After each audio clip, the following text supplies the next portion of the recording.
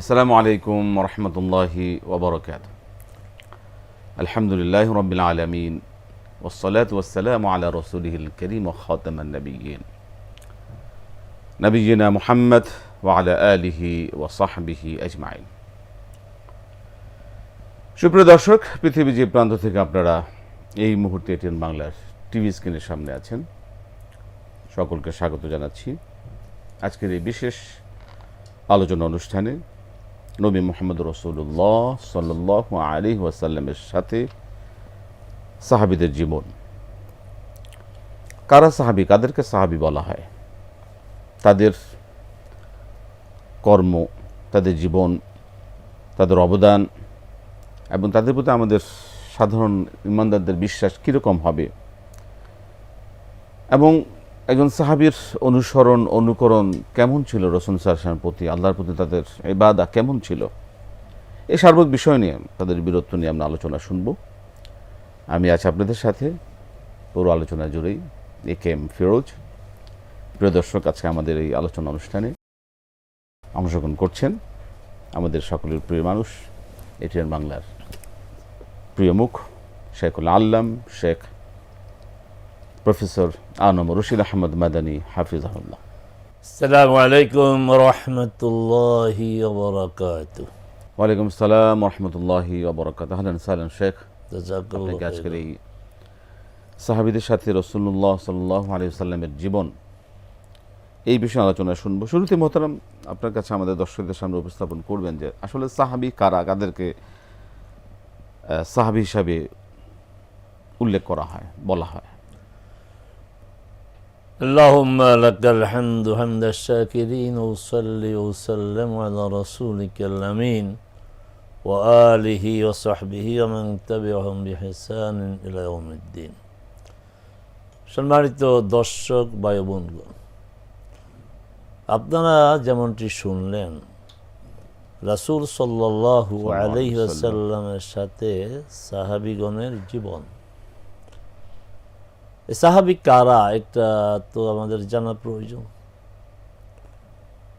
সাহাবী হওয়ার জন্য তিনটা বিষয় প্রয়োজন, খুবই গুরুত্বপূর্ণ। যাদের মধ্যে তিনটি বিষয় পাওয়া যায় তারাই সাহাবী।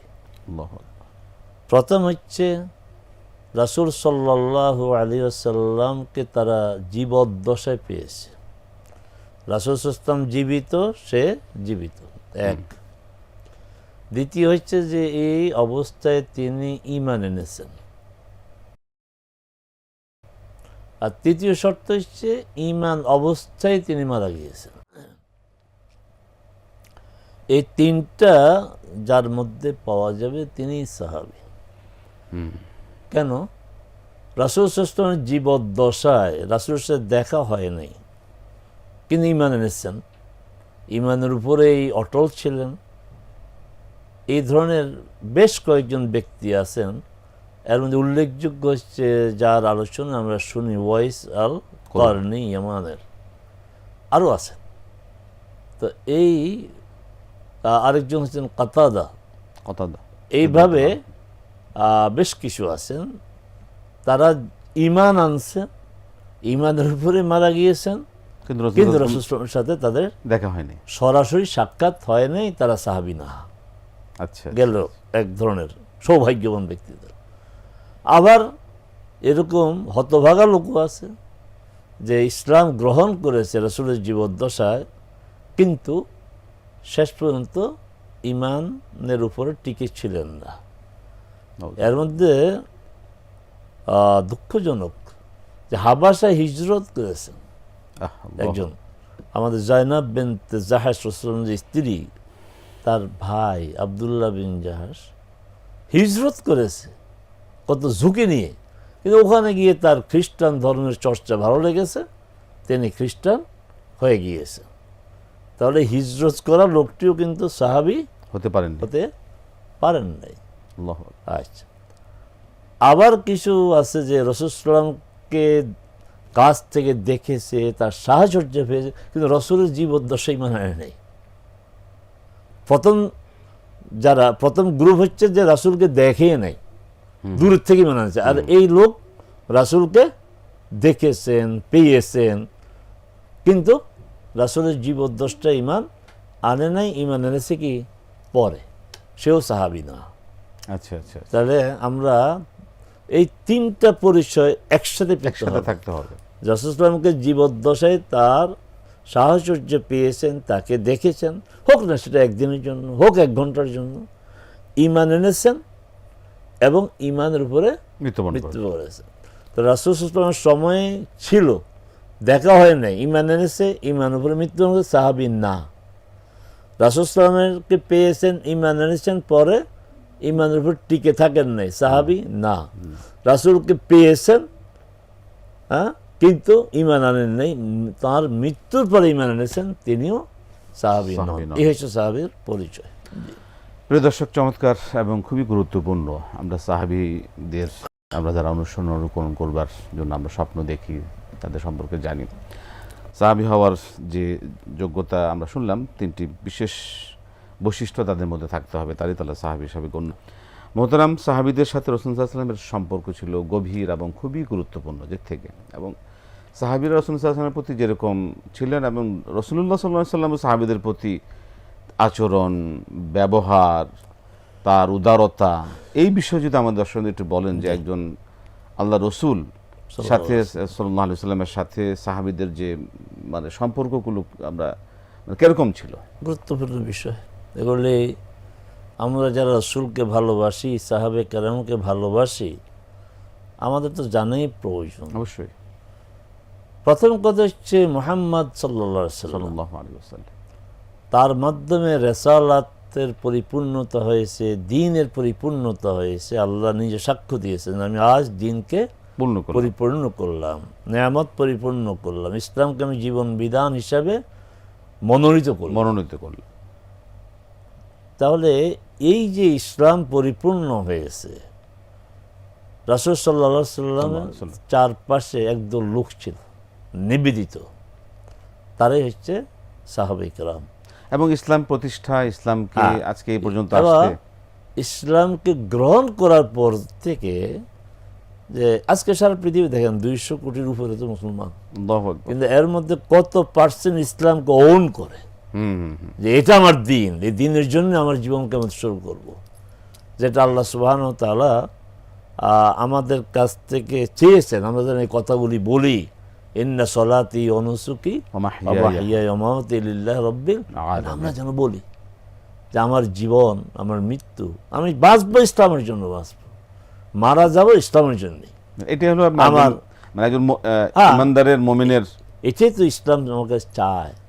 তো সাহাবে কেরাম ঠিক এইভাবেই নিজের জীবনকে তারা মনে করেছে আমার এই জীবন ইসলামের জন্য, আমার মৃত্যু ইসলামের জন্য, আমার সকল ইবাদত ইসলামের জন্য। মুহাম্মদ সাল্লাল্লাহু আলাইহি ওয়াসাল্লামের প্রতি তাদের ভালোবাসা ছিল প্রচণ্ড, ভালোবাসা ছিল, সম্মান ছিল, এবং মুহাম্মদ সাল্লাল্লাহু আলাইহি ওয়াসাল্লামকে তারা খুব মানে যে উনি রাসূল, ওনার সাথে মানে অনেক দূরত্ব না, খুব আপন করে নিয়েছিল। মানে খুবই বন্ধুসুলভ, হ্যাঁ, বন্ধুসুলভ এবং তার তাদের আচরণ যে ছিল।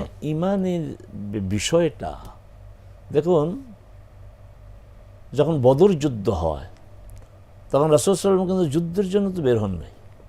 313 জন লোক, ওই আবু সুফিয়ান তার ব্যবসায়ী কাফেলা নিয়ে মক্কায় যাবে, মদিনার মানে কি ক্রস করে। এখন মূল টার্গেট ছিল ওই কাফেলাকে আক্রমণ করা। তো এখন আবার এই যে কাফেলাকে আক্রমণ করা, তাদের যে ব্যবসার যে সামগ্রীগুলো নিয়ে নেওয়া, এখানে অনেক বন্ধুরা প্রশ্ন তোলে যে কেন। আর প্রশ্ন তোলার আগে জানতে হবে যে মুহাম্মদ সাল্লাল্লাহু আলাইহি ওয়াসাল্লামের মতো এত উঁচু নৈতিকতা সম্পন্ন লোক, বিশ্বস্ততার একদম শীর্ষে অবস্থান করা লোক, এবং ওই দুশ্মনরা তাকে আমিন বলেছে, তো উনি এই কাজটা কেন করতে পারেন, একটু চিন্তা করা উচিত কমেন্ট করার আগে। আসলে গোটা সম্পদটা হচ্ছে মুসলমানদের। কারণ মুসলমানরা যখন হিজরত করে মক্কা থেকে আসে, বাড়িঘর অ্যাসেটগুলি বিক্রি করে আসতে পেরেছে না। হ্যাঁ, অনেক, একটা ঘোড়ায় তারা এসেছে, একটা উটে এসেছে, ভাগাভাগি করে আসে।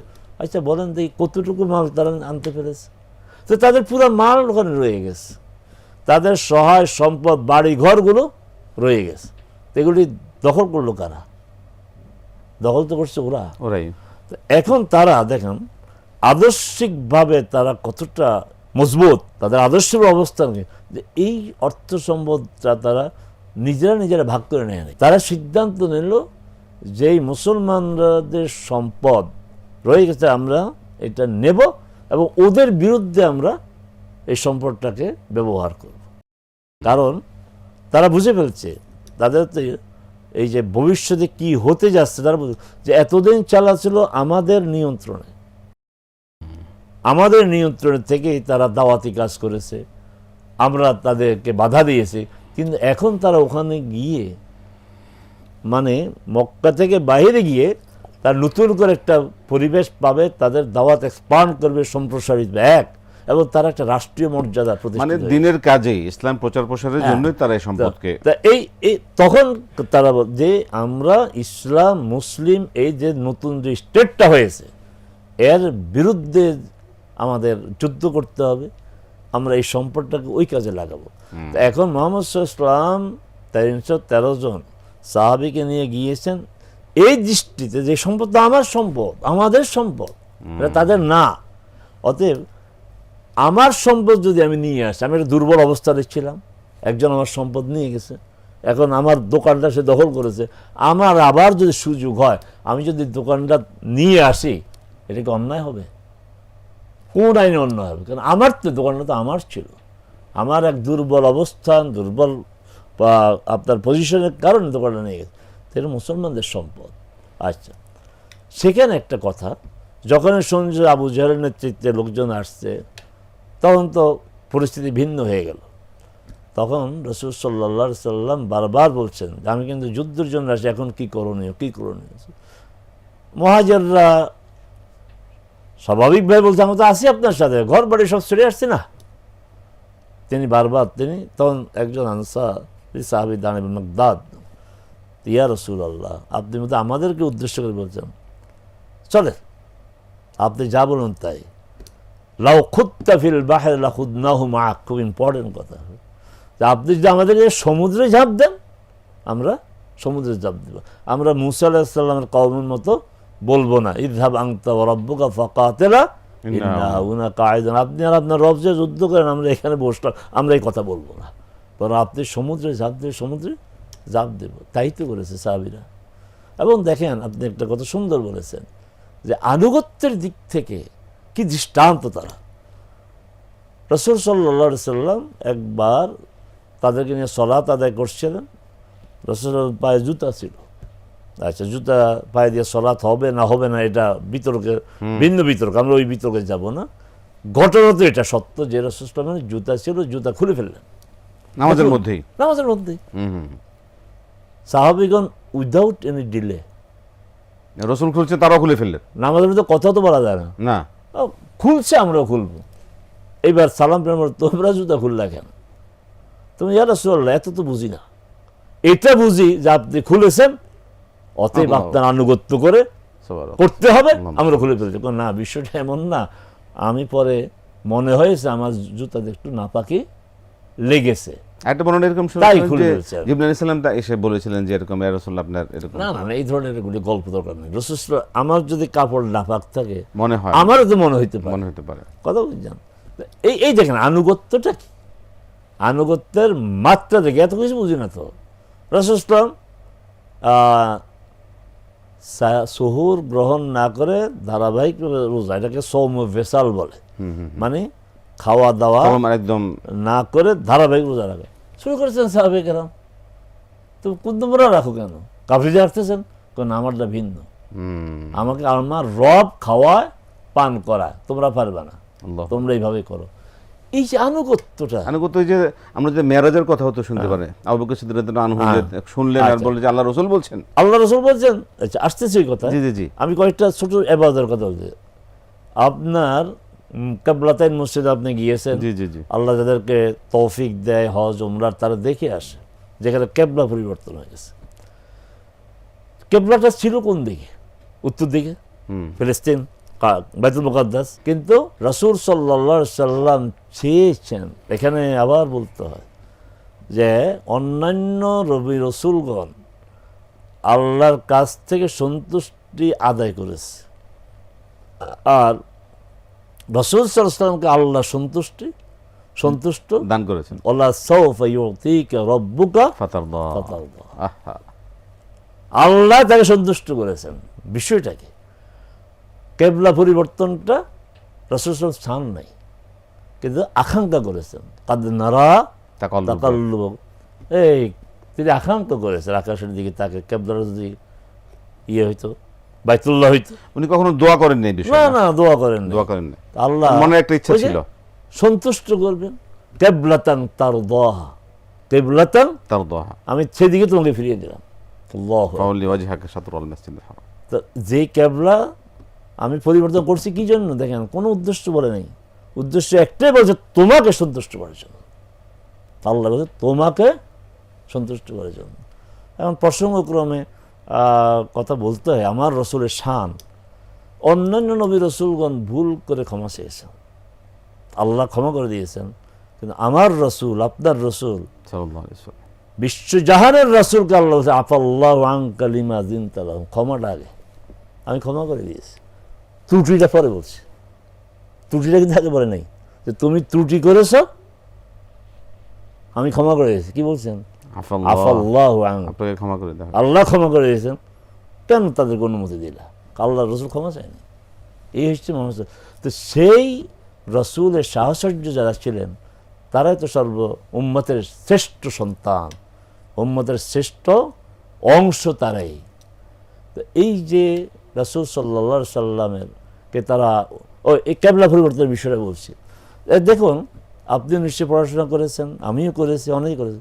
এই যে কেবলাটা পরিবর্তন তো আল্লাহ জোহরের পর, ঠিক আছে, আসর থেকে তোমরা বাইতুল মুকাদ্দাস, এটা করছে, এটা কিন্তু আমাদের ভিতরে, আমাদের ভিতরে 2 রাকাত হওয়ার পরে।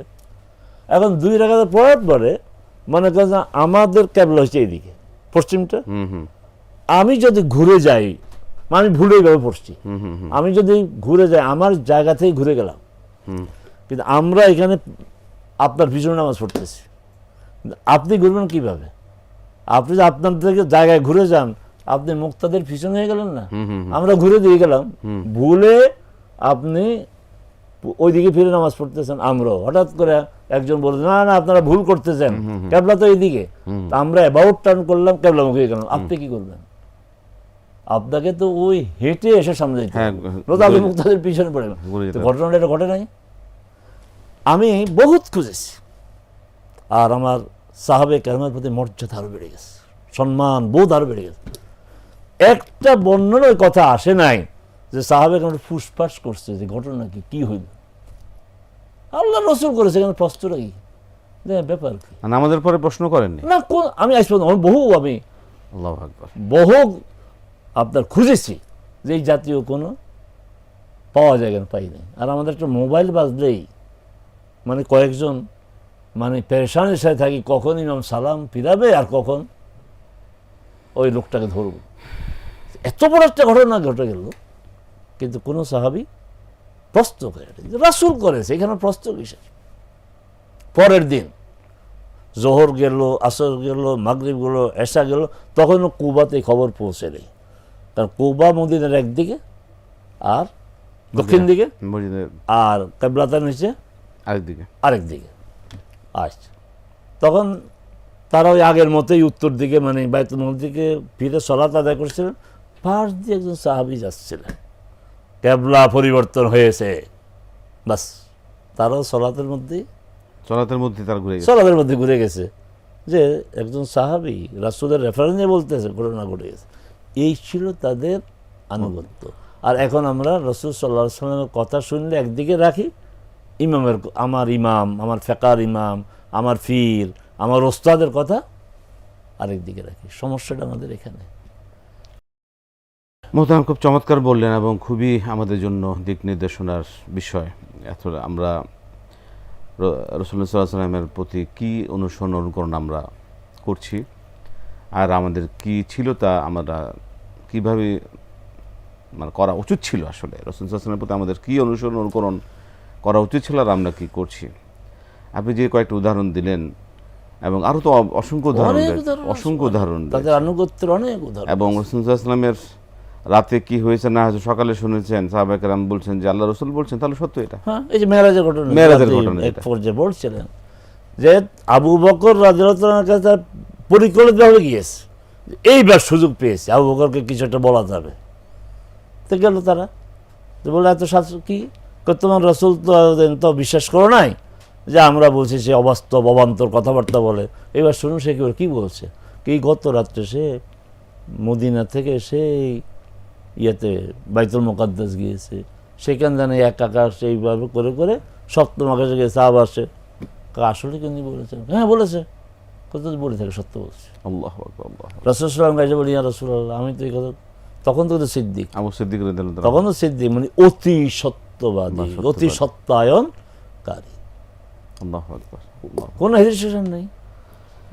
আমরা এই বিষয়ে আরও আলোচনা শুনবো প্রিয় দর্শক। আজকে এতটুকুই আমরা শুনলাম যে সাহাবায়ে কেরাম কারা, তাদের কি মর্যাদা, তাদের প্রতি আমাদের কীরকম সম্মান প্রদর্শন করা উচিত এবং কীরকম ঈমান বিশ্বাস তাদের প্রতি আনুগত্য অনুসরণ অনুকরণ আমরা আমাদের রাখা উচিত, এবং সাহাবায়ে কেরাম রাসূল সাল্লাল্লাহু আলাইহি ওয়াসাল্লামের প্রতি কীরকম আচরণ করেছেন, কীরকম অনুকরণ করেছেন। দু একটি ঘটনা আমরা শুনলাম, তাতে আমরা অবাক হয়ে গেলাম, এবং আমাদের জীবনের সাথে যদি আমরা একটু মেলাতে পারি প্রিয় দর্শক, তাহলে কিন্তু আমরা আল্লাহর যে সন্তুষ্টি অর্জন করা আমাদের জন্য অনেক সহজ হবে। আল্লাহ পাক কবুল করুন। মহতারাম, আপনাকে অসংখ্য জাযাকাল্লাহু খাইর। মোবারকবাদ জানাচ্ছি। জাযাকাল্লাহু খাইর, বারাকাল্লাহু ফিকুম। এভাবে আমরা আরও আলোচনা শুনবো আপনার কাছ থেকে ইনশাআল্লাহ, ইনশাআল্লাহ, আমাদের দর্শকদের জন্য এই সাহাবাদেরকে নিয়ে। প্রিয় দর্শক, আজকে আমাদের হাতে আর সময় হচ্ছে না, আগামীতে আপনাদের আগামী অনুষ্ঠান দেখবার আমন্ত্রণ জানিয়ে আজকে অনুষ্ঠান থেকে বিদায় নিচ্ছি। আসসালামু আলাইকুম ওয়া রাহমাতুল্লাহি ওয়া বারাকাতুহু।